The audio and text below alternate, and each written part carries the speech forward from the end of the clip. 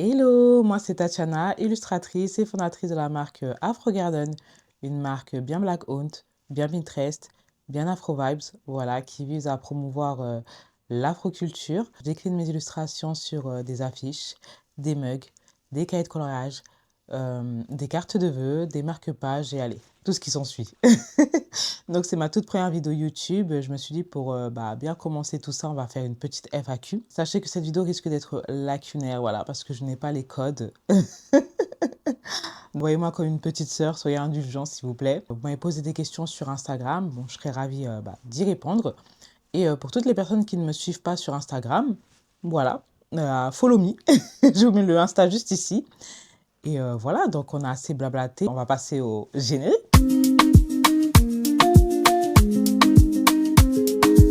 Première question, pourquoi as-tu créé Afro Garden? À la base, ça partait vraiment d'un hobby, hein, si je peux dire ça comme ça, enfin, d'un loisir ou...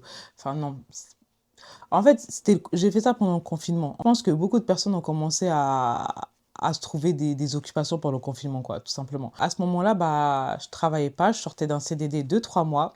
Je n'avais même pas de chômage et je touchais que le RSA. Et puis, comme ma passion, c'est le dessin, je me suis dit, fais un truc à partir de tes dessins et tout, et commence par créer une box cocooning. J'ai commencé avec ce premier produit qui est la box cocooning, donc une box composée d'un mug avec une illustration voilà, d'une femme noire, voilà, dans une position cocooning, une bougie parfumée et deux lingettes démaquillantes. Et les lingettes, il faut savoir que c'était ma mère qui les faisait, voilà. Elle a commencé à coudre des masques pendant le Covid, là, les masques avec du pagne et tout. Donc, je me suis dit, ah, vas-y, couds-moi des lingettes, tout ça. Et elle m'a cousu des lingettes, hein. Ah là là, les mères. J'ai commencé à prendre ce taf au sérieux. J'ai commencé à faire mon propre logo. Je me suis dit, bon, dans un premier temps, je vais vendre sur Instagram parce que j'avais pas encore les moyens de faire un site internet et tout. La communication était bancale. Moi, je voulais juste, voilà, créer un petit projet et je me suis dit, vas-y, ça se trouve, c'est un projet que je vais faire là, mais qui va me passer dans 2, 3 semaines, dans 2, 3 mois, je sais pas. Et puis, quand j'ai vu que j'ai eu quelques ventes, je me suis dit, il y a quelque chose à faire, en fait. Dans le sens où je trouvais que la femme noire n'était pas suffisamment représentée. En tout cas, je trouvais pas beaucoup d'illustrations qui représentaient la femme noire sous toutes ses formes, sans clichés ni stéréotypes. Et je me suis dit, go mener ce combat, quoi, tout simplement. De là, j'ai commencé à me lancer, voilà, avec beaucoup de défauts. La stratégie n'était pas forcément la bonne au début, hein. Voilà, comme je vous ai dit, j'ai beaucoup communiqué sur Instagram, j'ai dépensé en pub, enfin j'ai dépensé des sommes astronomiques en pub. C'était assez compliqué. Et pourtant, j'avais fait des études de com, mais je pense que quand tu te lances à ton compte, c'est pas forcément la même chose.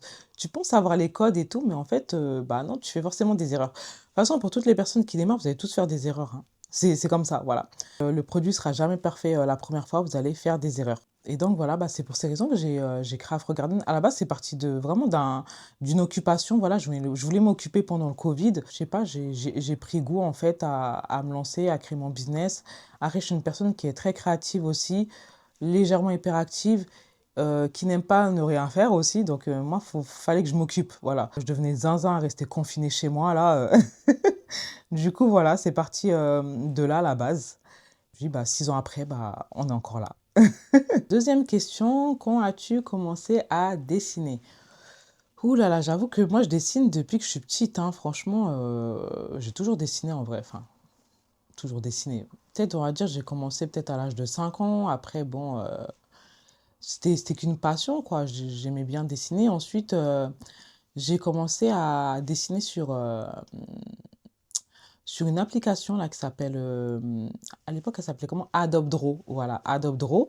C'était mon pote qui m'avait initié à ça. Il dessinait, mais sur son téléphone. Et du coup, il dessinait des illustrations numériques. Et j'ai commencé à m'entraîner dessus. C'est cardio parce que comment on fait pour dessiner sur un téléphone et tout? T'as même pas de stylet. Ton seul moyen pour dessiner, c'est ton index. Donc, c'était assez compliqué, mais bon, j'ai commencé à m'exercer dessus. Je vais vous montrer quelques dessins, hein. Franchement, moi, au début, mes premières créations, pardon, elles étaient un peu bancales. Après, avec la pratique et tout, j'ai commencé à mieux dessiner en format numérique, du coup. Bien avant d'avoir commencé Afro Garden, je m'exerçais sur Adobe Draw. Et je pense que c'est aussi ça qui m'a poussé à à lancer ma box, quand j'ai commencé à m'améliorer et tout, et à faire des illustrations qui ressemblaient à quelque chose. Donc voilà, le dessin, ça fait quand même un peu longtemps. J'ai commencé à acheter mon iPad, voilà. iPad que j'ai toujours et je l'utilise toujours, là. Donc l'iPad Pro, pardon, 10,5. Je crois que c'est même plus en vente à l'heure actuelle, tellement l'iPad, il est ancien, il date. Et j'ai commencé à dessiner bah, du coup sur un plus gros support qu'un téléphone portable et c'était beaucoup plus agréable. D'ailleurs, voilà, quand j'ai estimé que mes dessins étaient quand même assez potables, assez vendables, je me suis dit, bon, bah, pourquoi pas se lancer et débuter avec Afro Garden, quoi. Troisième question, comment trouves-tu l'inspiration pour tes illustrations? Moi, j'aime beaucoup ton inspiration sur Pinterest, par le biais des documentaires aussi, les livres aussi.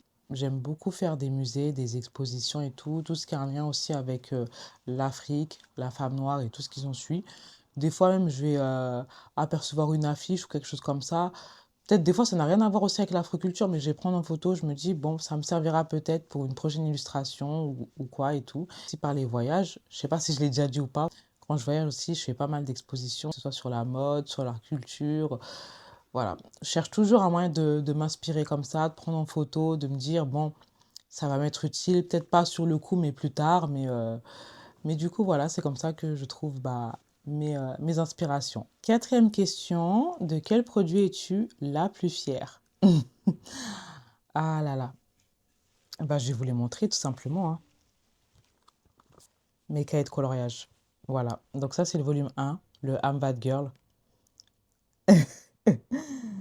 Je sais même pas quoi dire. Il a bientôt 7 sold out à son actif.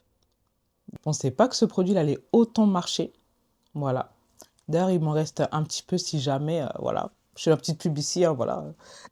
C'est mon compte YouTube, je fais ce que je veux. Donc, afrogarden.fr. Voilà. Si vous voulez choper les derniers exemplaires. Et bien évidemment, bah, le deuxième volume, le Across Africa. Bon, là, j'avoue que j'ai pris deux produits.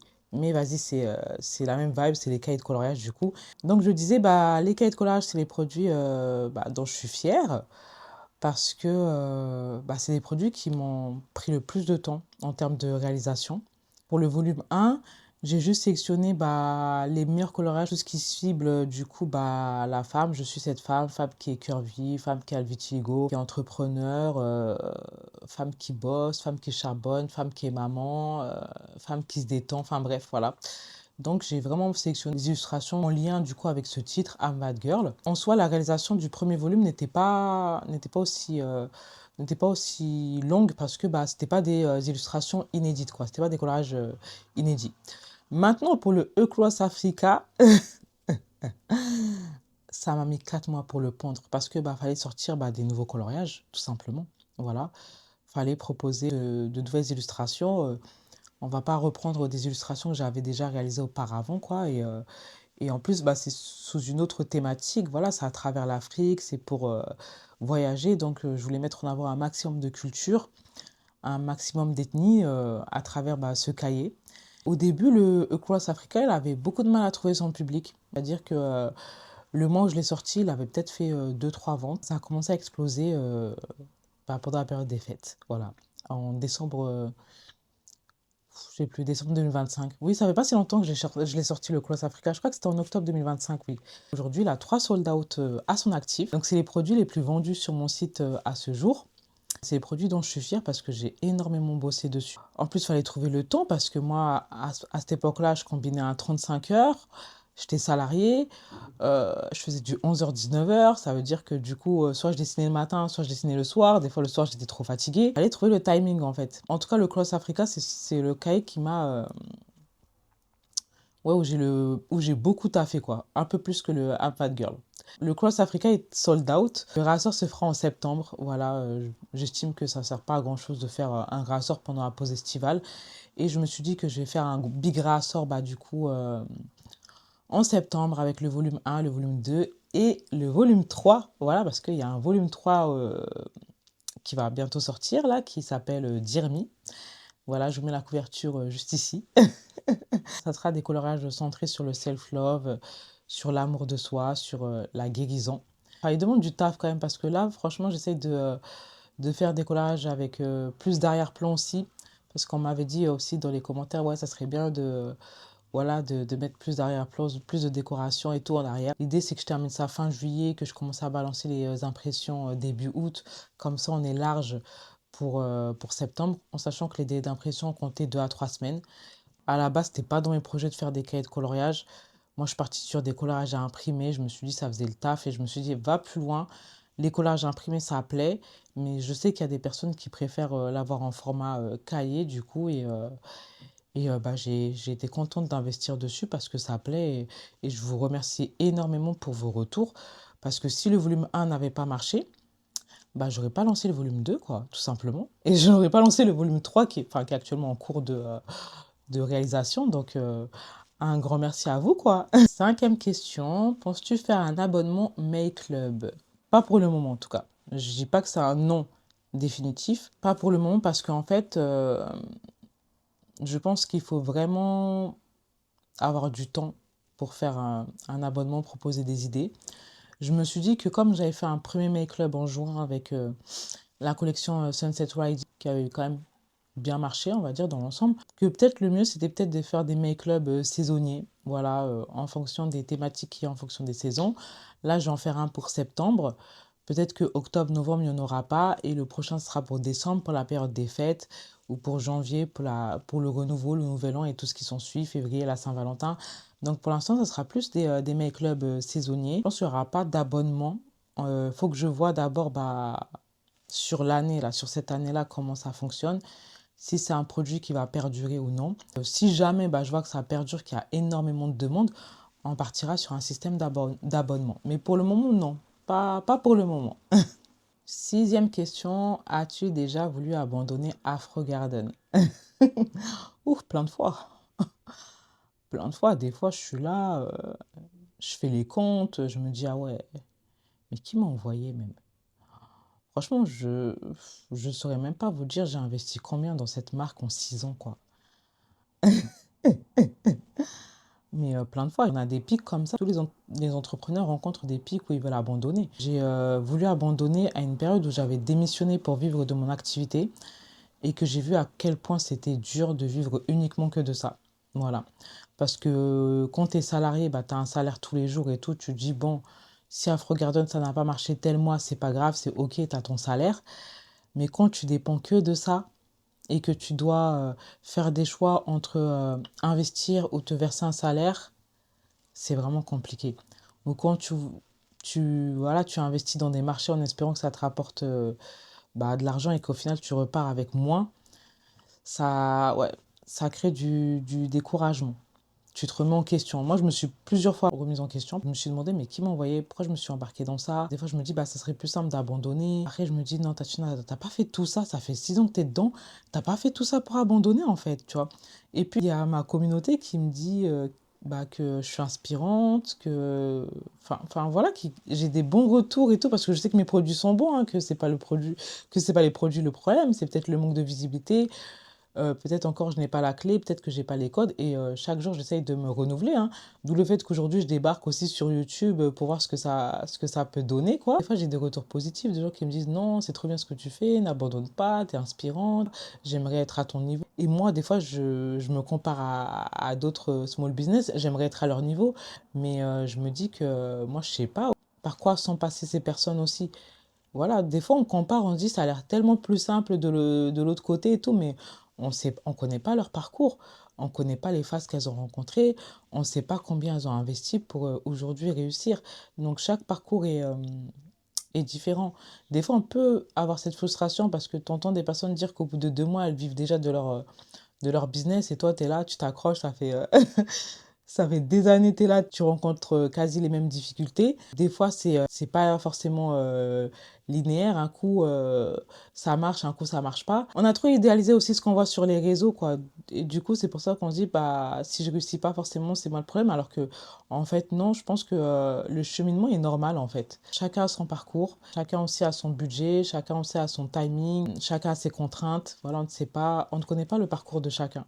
Donc oui, j'ai voulu abandonner. J'ai eu des mental breakdowns. Des fois, j'ai lancé des projets qui ont totalement floppé. Je pensais que ça allait grave marcher. Au final, ça a floppé. Tu te dis, dis, punaise, j'ai investi tant d'argent dessus et tu te remets en question. Je me suis dit que, en fait, c'est tellement une passion qui m'anime, quoi. Et du coup, bah, c'est pour ça que je suis encore là aujourd'hui, tout simplement.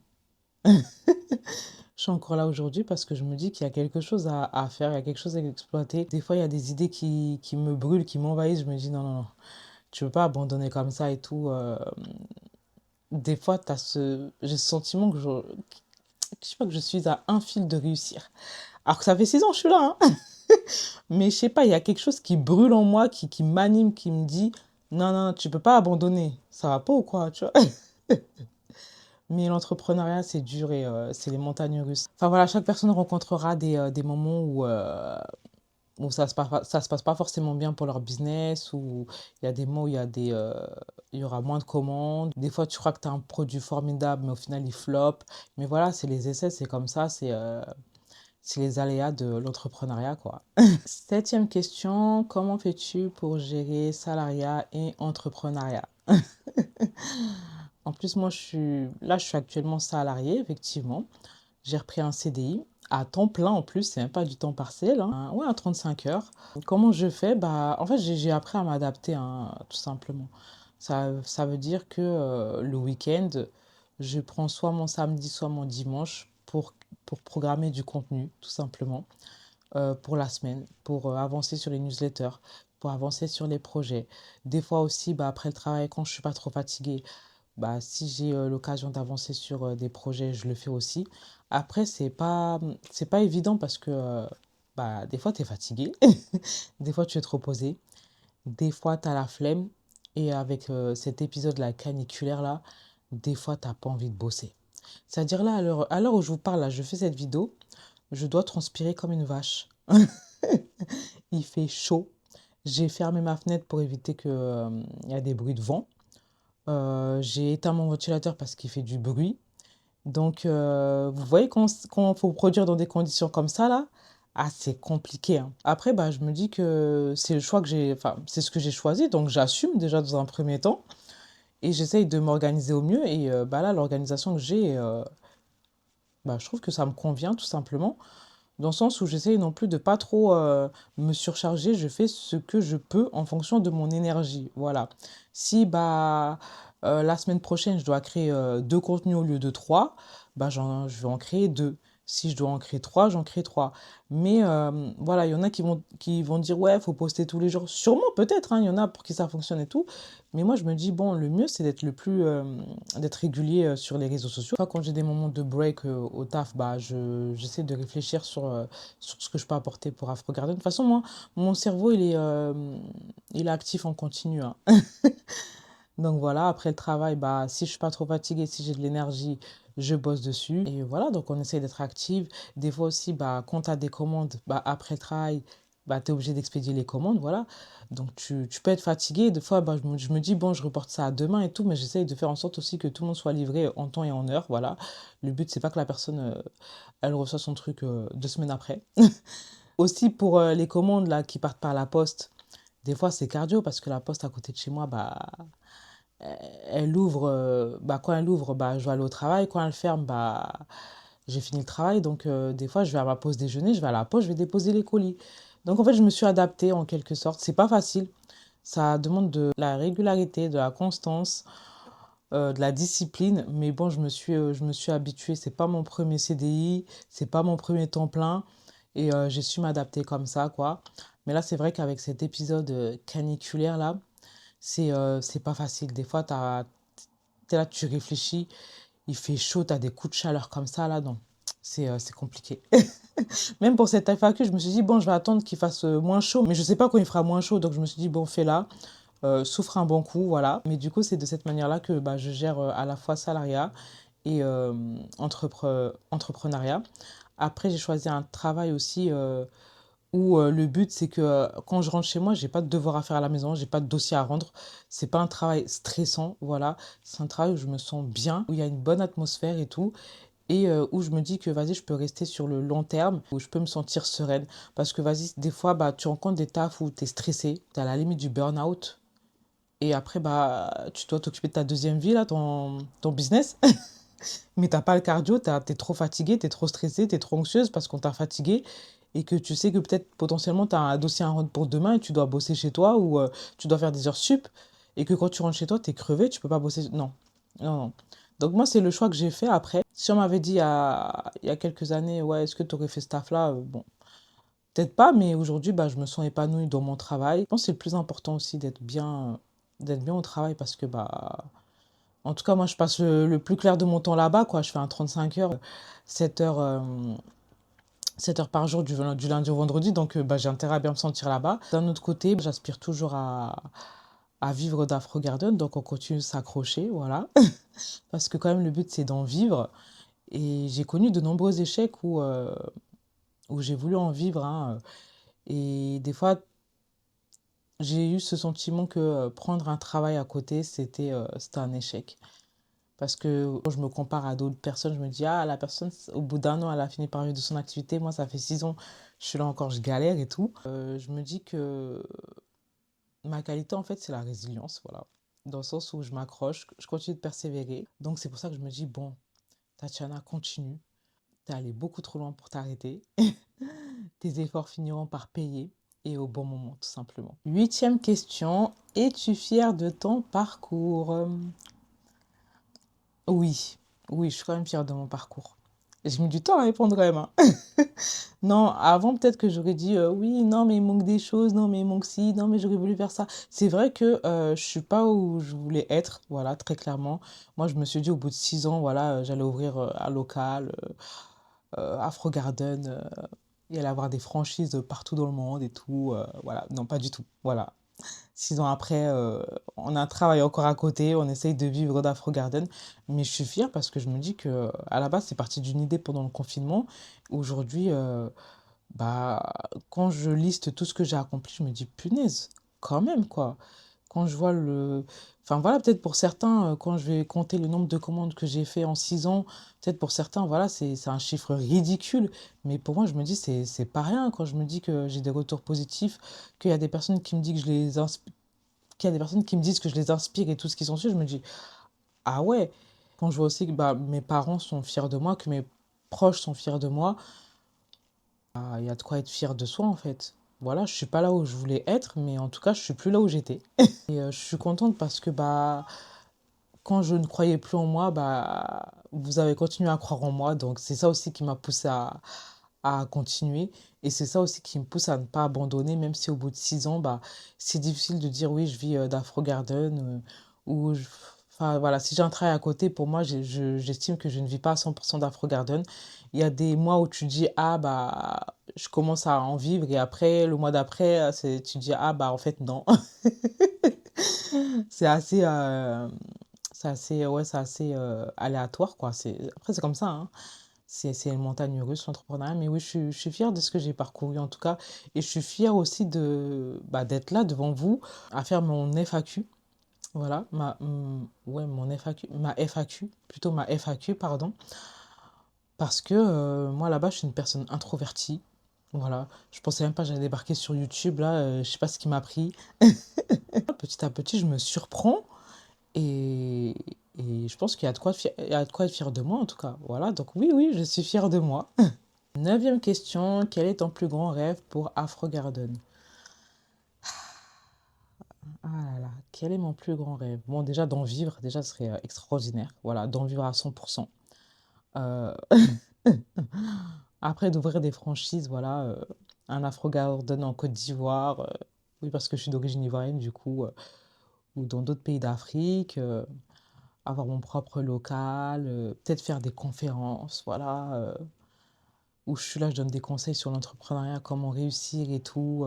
En tout cas, laisser une trace, voilà, et pouvoir bah, du coup répandre mes illustrations, mes créations bah, un peu partout dans vos maisons.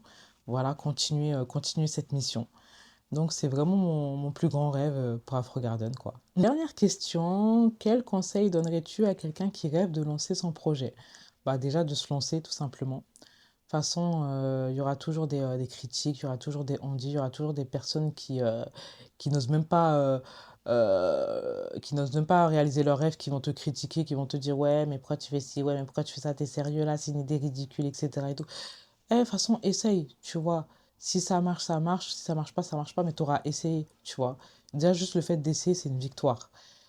Ensuite, n'attendez pas que tout soit parfait pour vous lancer parce que tout ne sera pas parfait. Voilà, vous allez faire des erreurs, vous allez dépenser beaucoup d'argent, vous allez avoir des ratés. Donc ça sert à rien d'attendre que tout soit parfait, sinon vous n'allez jamais vous lancer. Voilà, c'est comme ça qu'on apprend de toute façon. Surtout, soyez patient. Voilà, soyez patient, n'attendez pas à avoir des résultats dès les premiers jours en mode ah ça y est, j'aurai 10 000 commandes, ah ça y est, j'aurai 500 commandes en une semaine. Non, ça se passe pas comme ça. Voilà. Peut-être la chance du débutant, je sais pas, mais soyez patient, faites beaucoup de building public, montrez les coulisses de votre business, faites du storytelling, montrez aussi en quoi votre produit répond à un besoin, c'est très très important.